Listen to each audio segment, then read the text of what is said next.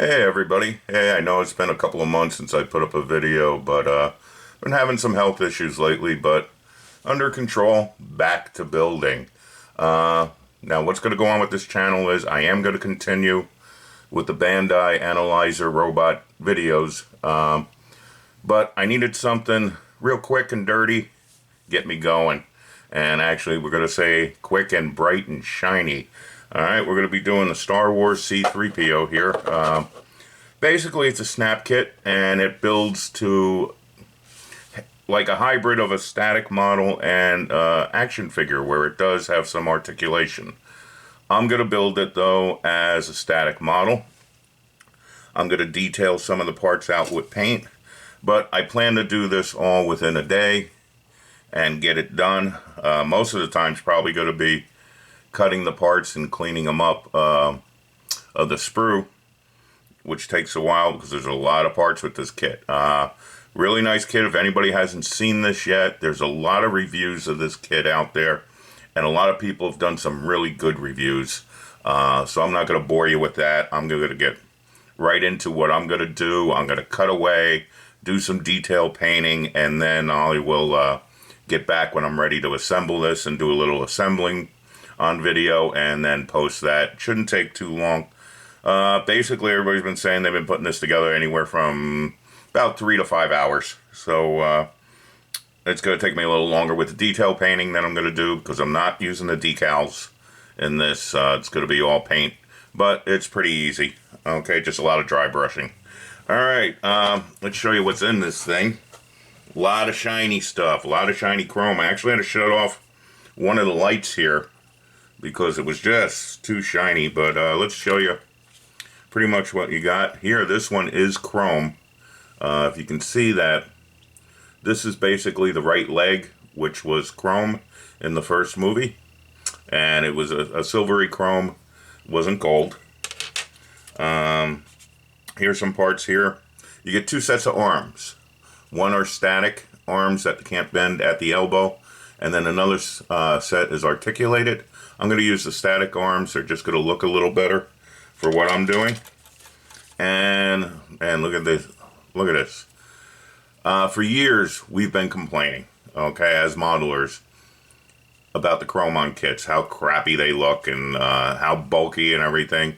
Finally, somebody looks like they got it right, and they got it right in gold. I mean, there is regular shiny chrome under the gold, just like in real plating. Even in real plating, under the chrome is nickel. So it tends to bulk up, especially with the clear coat they put on underneath this. But this is pretty good.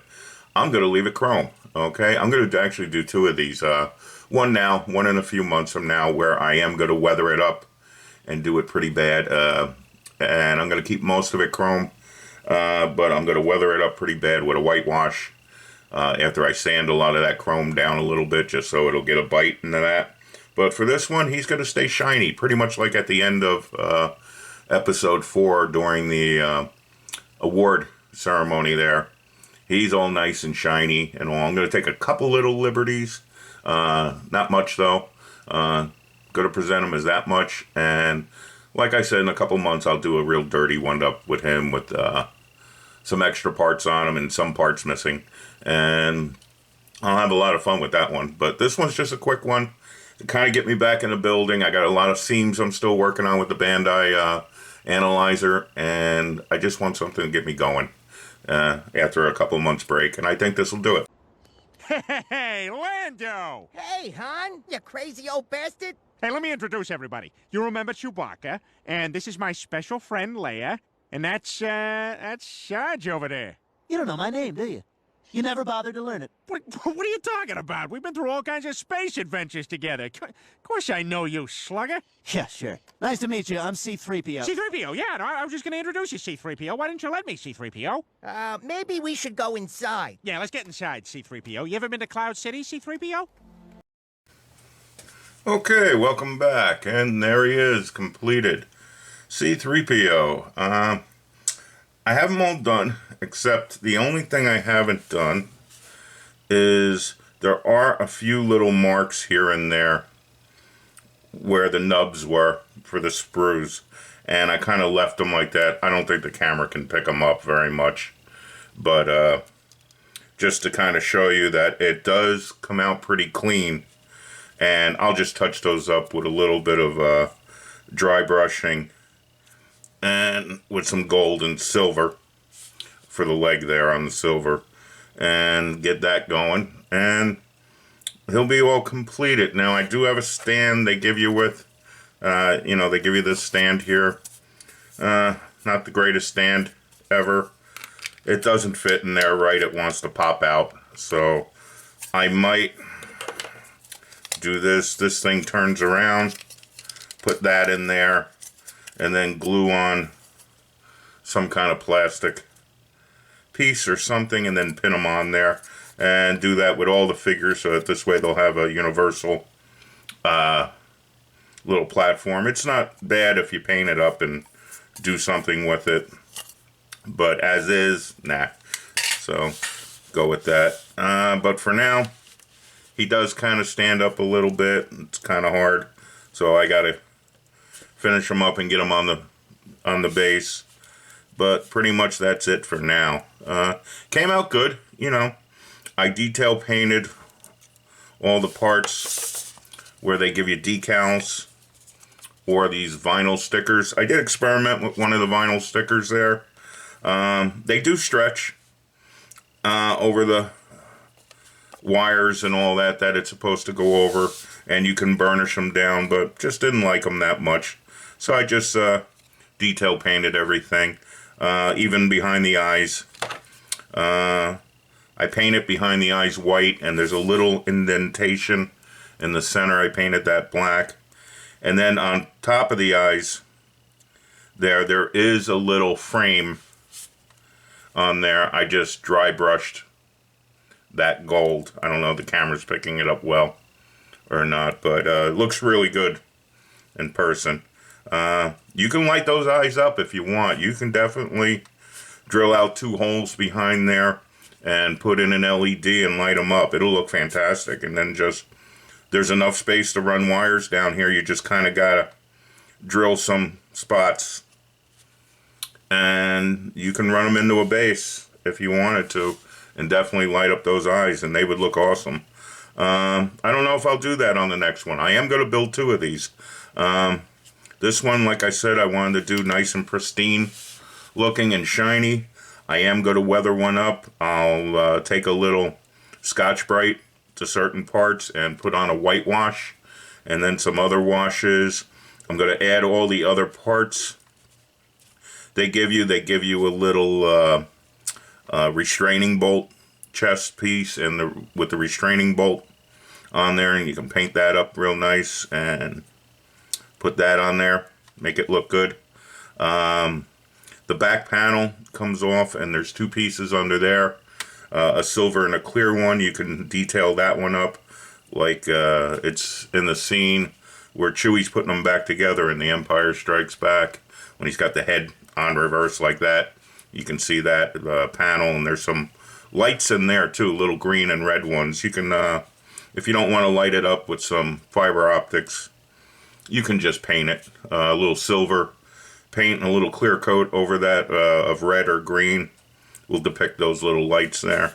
Other than that, you can weather them up, change the parts around. I did put the static arms on. The elbows do not bend. I think they look better. I don't got to detail paint up though. These little hydraulics, a little bit, put a little silver in there, a little bit, and that's it. And I did glue some parts together. I glued the feet together, since pretty much when I pin him, he'll be standing by that. Everything went together real nice. I didn't have to scrape anything as far as holes or nubs or pins. Even with the thick plating on there, those parts, it fit really nice. Engineered very well, this kit. A lot of fun. Took me a little longer than I thought, because I really was careful on cleaning up everything. Now I just got to kind of polish them up a little bit with a Q-tip and wear gloves from here on whenever I handle them. And once I get them on the base, and then Never touch them again. He'll always be touched just through the base and all that, and polish them up a little bit and put them under glass.